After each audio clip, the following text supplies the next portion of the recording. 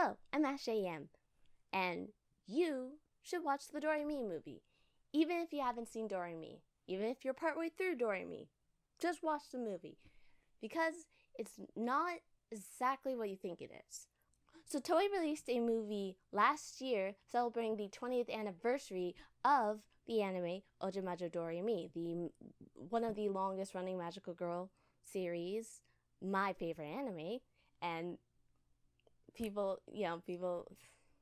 came out eventually, and it only now got on Blu-ray, so I finally got to see it, and it was like, yes. But there's definitely underwhelming amount of people discussing it because, it's attached to a very long anime, so nobody wants to watch it.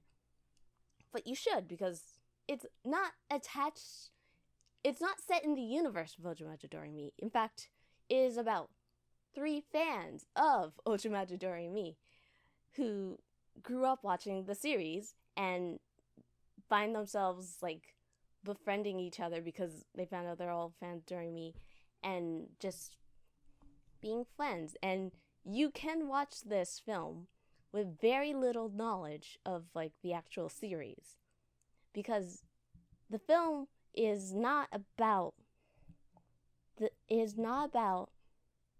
actual show. It's about the spirit of the show, basically. It's 3 girls who just all happen to meet up at basically a building that is supposed to be based off of, is how do I describe it? It's a building that is based off the design of, in Doremi there's a magic shop, and it's supposed to be a building that was the inspiration for the magic shop, and they all had life issues that they're struggling with, and they end up helping each other out and befriending each other and being nice. And that's really the heart of it. Great. It's basically just a young adult drama that is centered around the nostalgia of this franchise. And it's so pleasant and sweet. And as as a Doremi fan, I get a lot of it's less referential in the way that it's making references to stuff that happened in the show that I would get. Oh hey, there's a beer can and it says Misoda, the city that Doremi lives in.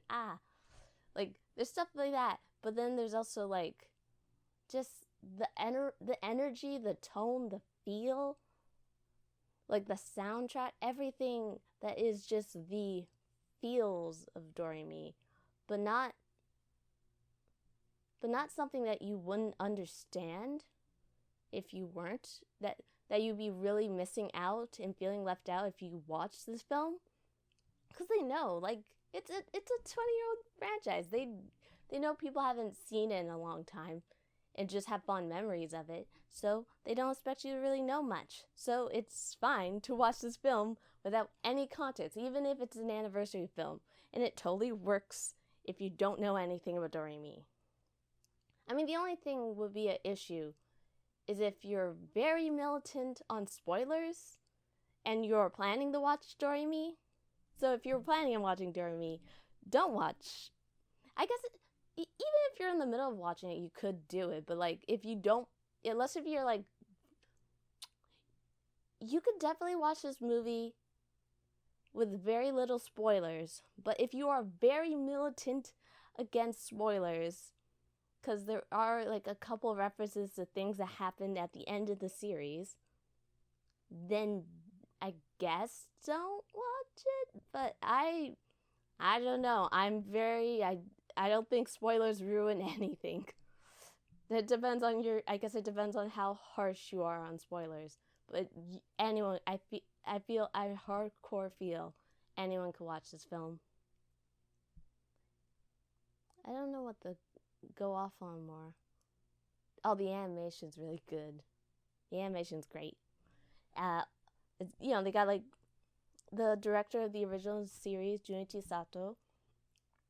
They also got original character designer Yoshiko Umakyoshi, and the new director, her, oh no, I don't know her name, Haruka something, that text. She's like a writer for Pretty Cure. She wrote for Go Princess. That's my favorite season. Oh shoot, I can show my wand. Hey, look at my wand. It's amazing. It's probably now turned the camera off focus, but whatever. That's my Go Princess. That's like one of my favorite seasons. And think about that. And she's probably the reason why this feels like such a 20-something film. I can't imagine like the writers of Doremi who are like the original creators of Doremi who have been like working on anime since the 90s would know what it's like to be like a 20-something in nowadays. But like she probably brought a lot of the young energy to this that just felt so right. Focus. Hopefully it's in focus. Please focus. Please. Okay. This film is really the spirit of Doremi. Now, for starters, they have one of the characters, Sora, who is a student teacher who wants to help this one boy with a learning disability, but has to deal with the struggles of the Japanese teaching system and how it really just doesn't cater to like accommodating for differently abled children, which is something that did come up in Doremi, and like it was coming more from the perspective of the child, and this time it's way more about the student teacher, about Sora and how she wants to change things, and the depressing realization that things might not change and stuff. There's also Mire, who is a returnee, which is a person who's like born in Japan, moved away, and then came back. And yes, people actually are prejudiced against people who are full-blooded Japanese people who still live in who were born in Japan, but they left for a while. So fuck you, I guess. I'm amazed by the xenophobia of Japan. Sometimes it blows my mind that that's an actual thing. That there's a term specifically that, and that people get judged for that. Which, again, that did come up in Doremi with specifically the character of Momo and her struggles of being like having to learn Japanese again, even though she is Japanese, and characters did give her a bit of grief. Typically Tamaki. Wait, I forgot to say something. Mire is a badass. I love her. I love her very, very much. I know they use the excuse of like, oh, she's Americanized. She's more blunt than other people, but like, she's right. She is right. She is a queen. She owns everybody. She takes no guff, and I love that. I love her attitude. I love her shade. I love the fact that she is just you need to fucking watch this film just to see her. She's my favorite. Actually, no, Reika's my favorite, but like, and the character Reika, who's an artist and also kind of being financially abused by her shit boyfriend, and that relating to her other issues, familiar issues that I won't mention, but I can't think of really an equivalent of that in Doremi. That was just like, oh, that's a pretty mature issue. A lot of mature issues, the way, and yeah, it's each of the girls like helping each other out with their life issues, and really, yeah, similar to Doremi, they help each other out. They resolve their problems. They help them come to terms with each of their issues in different ways depending on the conflict.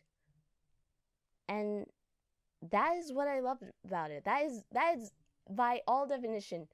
Forget the magic, forget the broomsticks, the flying in the sky. fan service. That's not what I want. I want the spirit of Doremi. I want the wholesome friendships and camaraderie of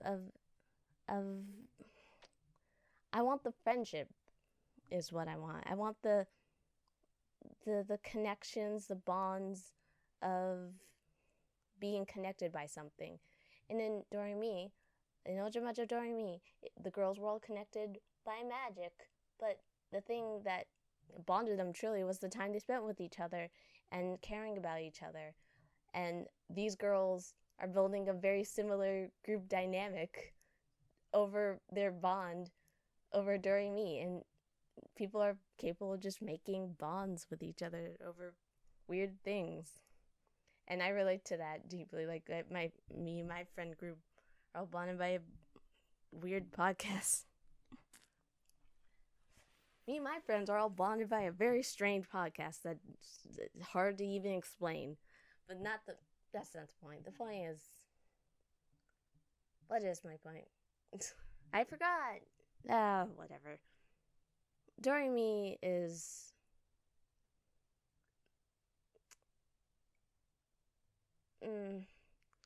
please watch Majo Minarai wo Sagashite.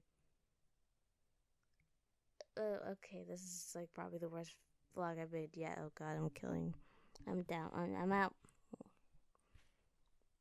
Also, I'm pretty sure I've been looking off in the space this whole time. I'm so sorry. I'm very nervous. Please join me here. I don't know what else to say.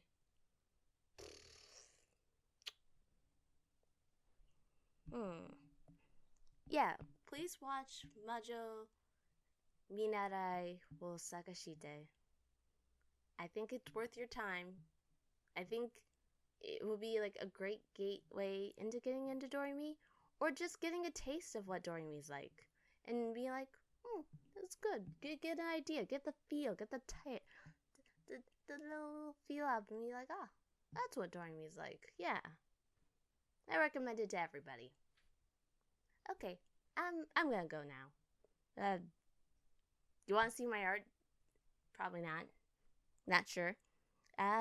Twitter.com/AshaNeam.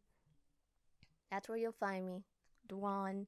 I'm probably gonna post fan art for this film there. And make fan art for the thumbnail.